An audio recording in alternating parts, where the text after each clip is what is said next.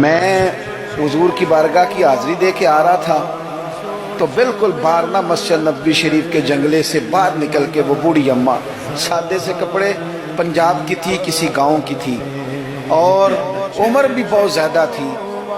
اس کے سادے سے جملے وہ دور بیٹھ کے نہ، چکے قریب تو خواتین کا آنا درست ہے بھی نہیں اور وہ آنے بھی نہیں دیتے، تو وہاں بیٹھی تھی.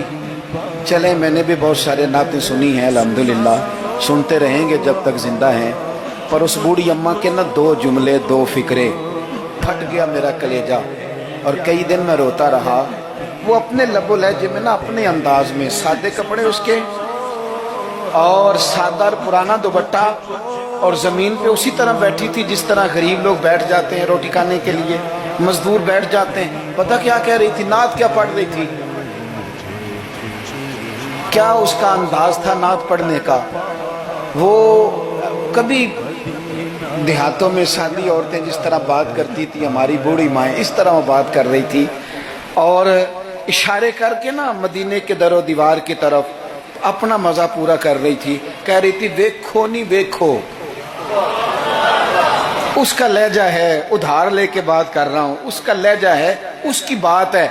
اور شعر میں وزن کیسا ہے اور جملے کی ترتیب کیسی ہے یہ شاعر بتائیں گے. مجھے تو لطف آیا تھا تو میں بات آگے نقل کر رہا ہوں. وہ کہہ رہی ہے اور وہ مطلب عوام کو متوجہ نہیں کر رہی، وہاں تو ہے ہی کوئی نہیں، اکیلی بیٹھی ہے، اپنا ذوق پورا کر رہی ہے.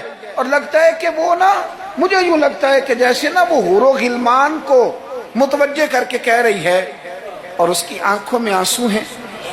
تھوڑی دیر اتنا روتی ہے کہ آواز بھار آتی ہے اس کی، پھر دوبارہ بات شروع کرتی ہے، پھر اپنے پلو سے آنسو پہنچتی. کہتی کیا ہے؟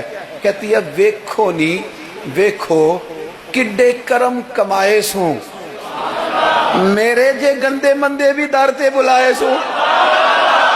اب ویکھو نہیں ویکھو، ویکھو نہیں ویکھو کڈے کرم کمائے سوں، اب میرے جے گندے مندے بھی در تے بلائے سوں.